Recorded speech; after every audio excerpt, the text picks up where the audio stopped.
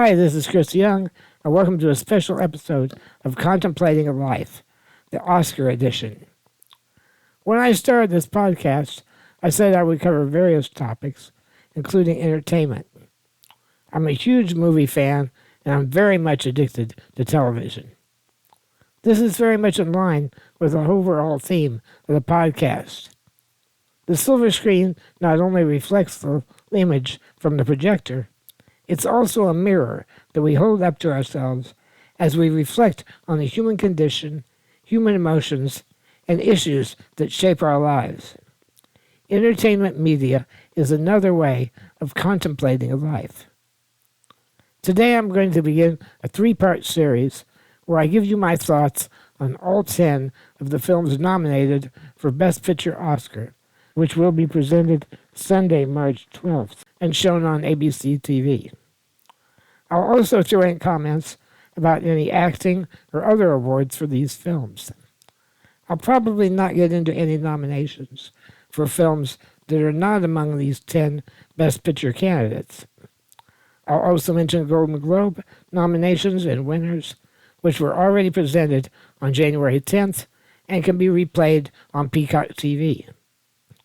I'll also mention nominations for the upcoming Screen Actors Guild, or SAG Awards, which can be seen February 26th on Netflix's YouTube channel for free with no Netflix subscription required. There will be some minor spoilers, especially on the films that I didn't like. I hate to spoil, but I need to explain what I didn't like about it. Now, in times past, Oscars seemed to focus on small, independent, prestige films, bypassing the most highly popular films. But beginning in 2009, they expanded the Best Picture category from 5 to as many as 10 films, giving the opportunity to recognize a broader range of films, including big-budget blockbusters. We'll start with 4 of these highly popular movies this week, and in the following 2 weeks, we'll cover 3 movies each. Apologies in advance, these episodes might be a little bit longer than normal. We're going to begin with the long-awaited Avatar, The Way of Water. I'm going to be honest up front.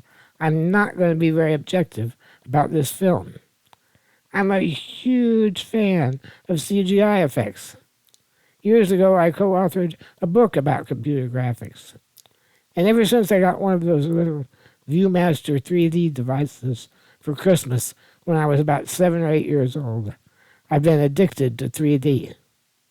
I saw the original Avatar in theaters at least 6 times in IMAX 3D, including when it was re-released a few months ago in anticipation of the sequel.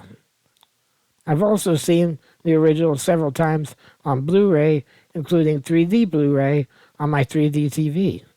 That's how addicted I am to 3D. I didn't care that people said it was an outer space remake of Dances with Wolves. I never saw Dances with Wolves, so that didn't bother me. And so what if it wasn't the most original plot?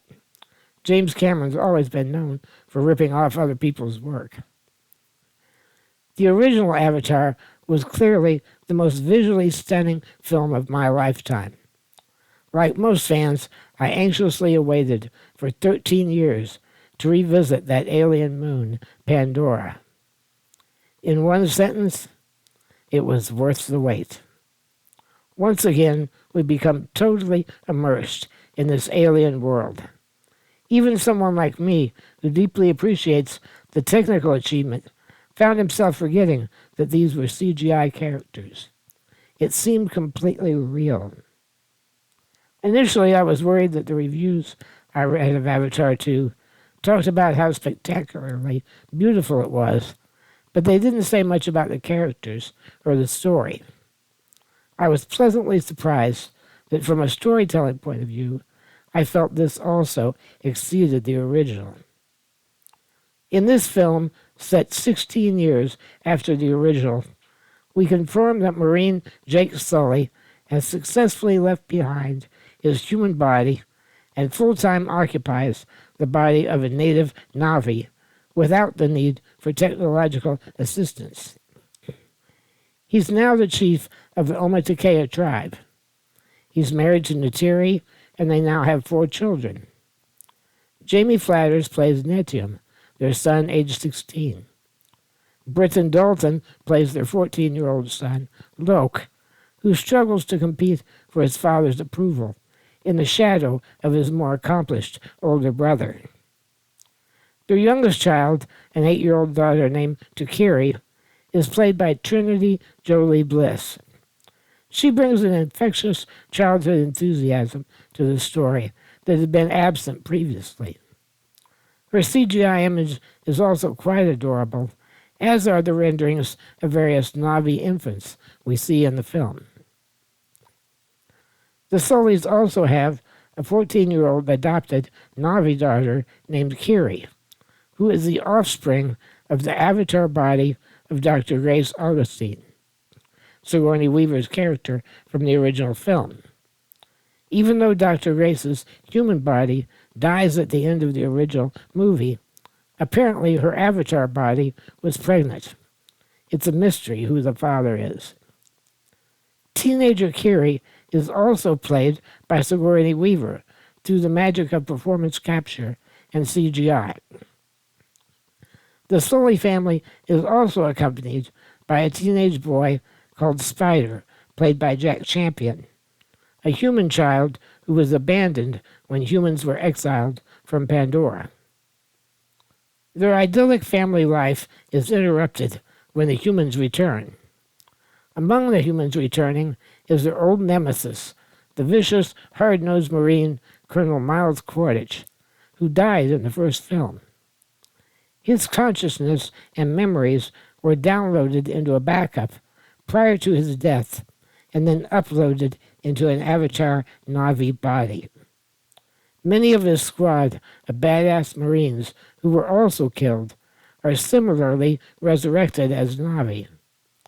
Now that they have powerful alien bodies, they're even more dangerous and are hell-bent on chasing down Jake and his family to get revenge. The Sully family are forced to flee to a different tribe of Na'vi called the Metakanea, who live in and around the water. This refugee family has to try to assimilate into a new community and learn the way of the water. We get memorable performances from Sam Worthington as Jake, Zoe Saldana as Natiri, and Stephen Lang as Quaritch. The Metakanea are led by Chief Tunawari, played by Cliff Curtis, and his wife Rhonda, played by Kate Winslet. Unfortunately, Winslet is completely unrecognizable in CGI form and brings nothing interesting to the screen. Everyone who was anticipating the Titanic reunion between her and director James Cameron will be disappointed. Now, reports are that her character will play a more significant role in the promised sequels, so we'll see.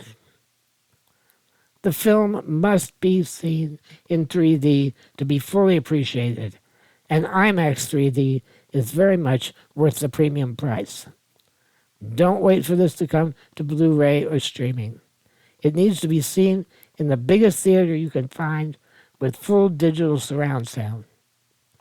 As soon as the opportunity presents itself, I'll be going back to see it again in IMAX 3D. If I was voting in the Academy, it would clearly get my vote. But then again, I admit my bias. It's also nominated for visual effects, which it had better win hands down. Sound achievement, which should do well, although it does have competition. And production design, which blows away the competition. It should be noted that none of the nominations were in acting categories, and that's probably proper. I might have nominated Stephen Lang for supporting actor. However, I doubt we'll see any performance capture character get nominated for a major award anytime soon. Now, a few years ago, Andy Serkis has earned nominations and wins of lesser awards for his performance capture performances in the Lord of the Rings and the Planet of the Apes franchises. but he's never been nominated for an Oscar. Avatar 2 also received Golden Globe nominations for Best Picture Drama and director James Cameron, but neither won. As a fan of big-budget sci-fi films, it's really heartening to see the Academy recognize a blockbuster after decades of only recognizing small artsy films that only saw a limited audience. With the budget reported to be $350 million and a worldwide gross of $2.1 billion so far, the Academy is finally recognizing popular films of quality. While movies educate, inspire, and move us to think deeply beyond our own experiences, it's also great if they work as entertainment.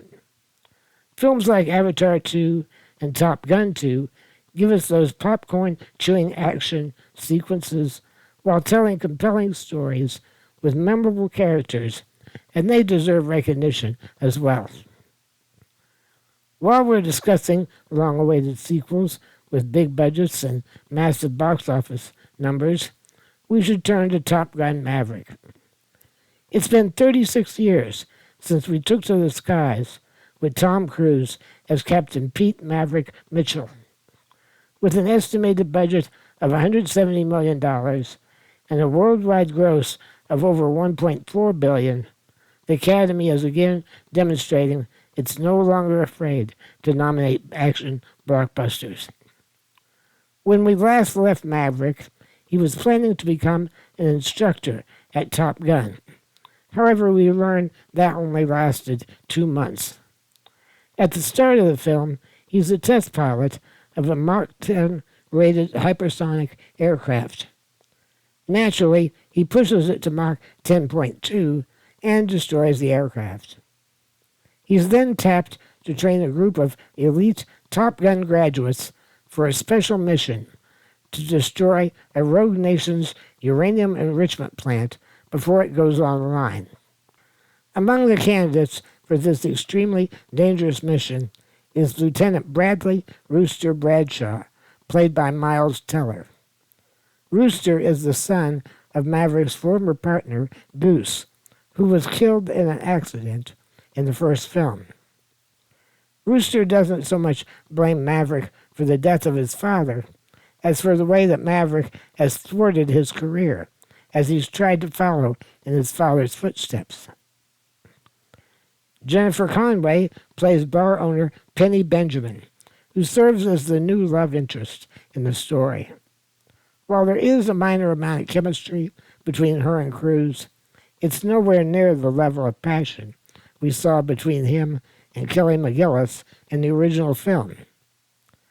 McGillis is mostly retired from acting, and although she has played some distinguished characters late in life, she no longer has the sex appeal she had as a young woman. The film is pretty much wall-to-wall fan service for fans of the original. It delivers lots of action and machismo that we expect from a Top Gun film. We're not at all surprised when Maverick clashes with the brass and gets in deep trouble that eventually costs him the assignment. Nor are we surprised when he regains the job, proves that the impossible is possible, and saves the day. We get a memorable brief appearance by Val Kilmer, who reprises his role as Tom Iceman Kazansky, now risen to the rank of Admiral. We learn that he spent years fighting to keep Maverick flying, in spite of his usual antics. In real life, Kilmer's been battling throat cancer for many years and can barely speak. His condition is written into the story as his character struggles with the same condition. At age 60, Cruise can still flash his signature charismatic, boyish grin and has no trouble recreating the bravado of the character he created over 30 years ago. Miles Teller's portrayal of Rooster's animosity towards Maverick comes across as completely credible, without being at all a cliché. Speaking of Teller, you should also check out his performance in the recent miniseries The Offer, where he portrays movie producer Albert S. Reddy as he recounts his experiences producing The Godfather. This 10-episode miniseries on Paramount Plus is well worth your time. Well, it's nice to revisit this franchise after all these years, and I found the experience completely enjoyable and satisfying as a fan of the original. Let's face it, there's nothing new here. I'm glad it was recognized, but overall, I'm not sure it really deserves a Best Picture nomination. It also earned nominations for film editing, sound, and visual effects, all of which are worthy of the nominations, but none of which are likely to win. Speaking of visual effects, it should be noted that there's minimal use of CGI and green screen in this film. When we see the actors in the cockpit of their aircraft, we're seeing them really flying in the back seat of actual fighter jets. The cast had to undergo special training to endure the G-forces involved. The nominated closing song, written by Lady Gaga and Blood Pop, is nothing special. The song also received a Golden Globe nomination, but didn't win. I might have more to say about Oscar-nominated songs in a later episode. I also don't believe that the adapted screenplay nomination was worthy. There's really nothing that great about the story itself, even though I enjoyed it. Top Gun Maverick may still be available in theaters and is also available to stream on Paramount Plus, MGM Plus, and for purchase from Amazon. Moving on to Elvis, with an estimated budget of $85 million and a worldwide gross of $187 million. It's not in the same sky-high category as Avatar or Top Gun, but it's still a big hit. I'm a fan of director Baz Luhrmann, and when I heard he was taking on a biopic about Elvis, I was immediately intrigued. And what's not to like about Tom Hanks, who has made only maybe 2 bad movies in his entire career? I heard Hanks interviewed before the film was released, and he described it as the most Baz Luhrmann-y film Baz Luhrmann ever made. I have a strange affection for Luhrmann's 1996 Romeo and Juliet, with Leonardo DiCaprio and a young Claire Danes. I fell in love with her in that performance. His 2001 Moulin Rouge is a guilty pleasure that I very much enjoy, despite Ewan McGregor's horrific singing voice. Finally, The Great Gatsby from 2013 had his signature surreal twists that gave me a new appreciation for the classic story. I was pleasantly surprised that Elvis, while it had some of those surreal Baz Luhrmann-y moments, was not as over-the-top of some of his other work. The film does a wonderful job of explaining the roots of Elvis's musical influences in steamy hot jazz and spiritual gospel music, having grown up in a black neighborhood. In a world where Elvis impersonators are a dime a dozen, if that much, Austin Butler does a phenomenal job embodying the character without ever becoming a cheesy imitation. He very much deserves his nomination. He has already won the Golden Globe in the drama category and has earned a SAG nomination for the performance. The film was nominated for a Globe but did not win. Much of the story revolves around Elvis's manager and promoter, Colonel Tom Parker, brilliantly portrayed by Tom Hanks. This self-proclaimed colonel was a huckster and a con man who was responsible for much of Elvis's success, but also who manipulated and exploited him mercilessly. Many have claimed that Hanks was snubbed by not getting nominated. However, despite heavy layers of special effects makeup and a very consistent foreign accent, one could not forget they're watching Tom Hanks. Hanks delivers a memorable character that could have been nominated, but I understand why it wasn't. Were it not facing stiff competition, this could easily be the Best Picture winner in a different year.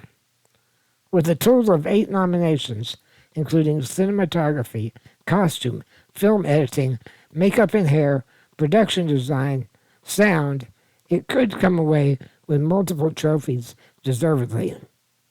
I'm going to call it my third favorite in the Best Picture category. Moving on to our next film. Given my fandom of the sci-fi fantasy genre, I was really excited to see all the accolades for Everything Everywhere All at Once. The film received 11 Oscar nominations, the most of any film this year. It has already won 261 awards out of 392 nominations, including a Best Actress Golden Globe for Michelle Yeoh. With an estimated budget of $25 million and a worldwide gross of over $105 million, it was a huge hit. With all of that high praise, I was really anxious to see it. The idea that a sci-fi fantasy genre film was the odds-on favorite to win multiple major Oscars really excited me. And I was also excited to see a supporting actress nomination for Jamie Lee Curtis, who I really like.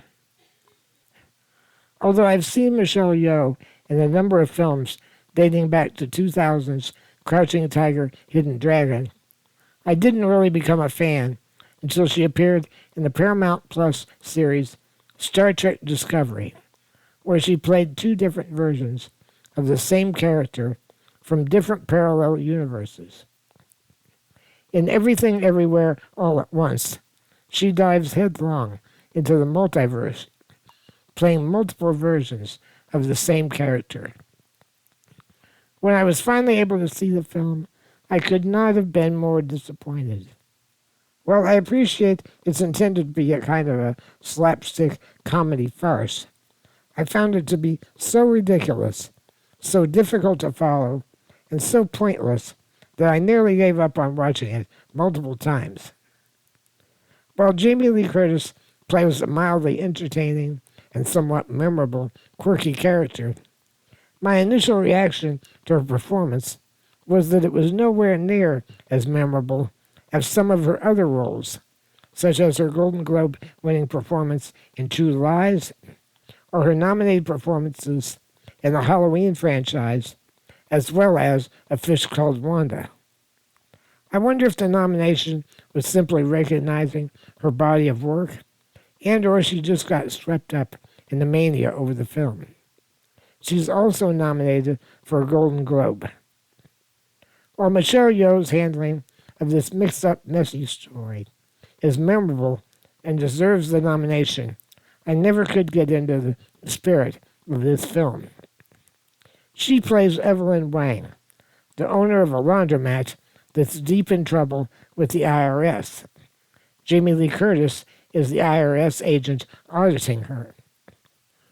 On her way to the tax audit, Evelyn's husband and business partner, Waymond, suddenly changes his personality.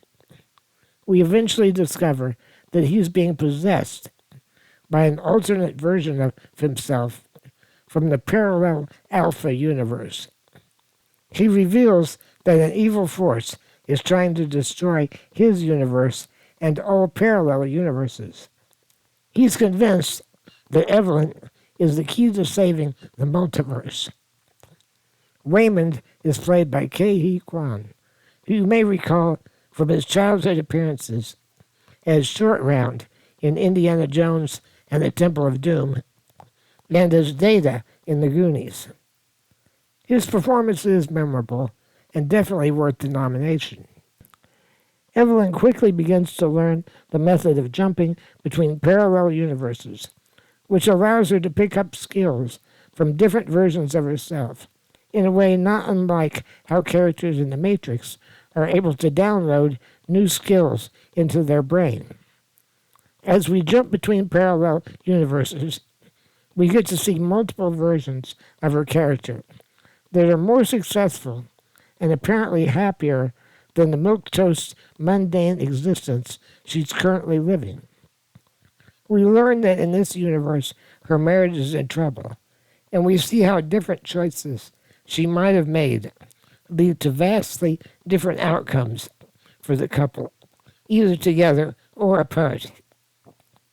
She also has a somewhat strained relationship with her lesbian daughter, Joy, who's played by Stephanie Hsu. She also received a supporting actress nomination. With her and Jamie Lee Curtis both being nominated for the same category from the same film, fans of the film will split their vote, probably ruining chances for either of them. I would have given the win to Sue over Curtis, and I hope she has a better chance of winning. While much of the movie is slapstick comedy mixed with kung fu action that's not meant to be taken seriously, for example, in one universe, everyone has hot dogs for fingers. After a while, the stunts become boring and unintelligible through sensory overload, and the comedy just isn't that funny anymore. If you really like comedic farce laced with phenomenal action sequences, I would rather recommend Netflix's Bullet Train, starring Brad Pitt, than this film. The plot of Bullet Train is much more cleverly crafted, the comedy is better, and the action is just as enjoyable. While I think that the actors probably deserve their nominations, I can't recommend the film itself. With its massive momentum from all the other nominations and wins from other organizations, it's probably the odds-on favorite to win, but I, for one, will be disappointed if it does. Yeoh won the Best Actress in a Comedy or Musical Golden Globe, and Kwan won the Supporting Actor Golden Globe. The ensemble cast has also earned a SAG nomination, as well as SAG nominations for the 4 stars. It's hard to describe what happens next without getting into spoilers, so I apologize for doing so. In the upcoming spoiler, I'll explain some of what redeems this mess of a film. If you don't want to be spoiled, go ahead, stop the podcast, and come back next week for reviews of more Oscar-nominated films. Okay, you were warned. Here's what's really going on in this film. It turns out the evil force she's been battling is a parallel universe version of her daughter Joy. Only in the final 15 minutes of the film do we get poignant moments between mother-daughter and husband and wife, in which we come to realize this entire battle is really a battle to salvage their relationships.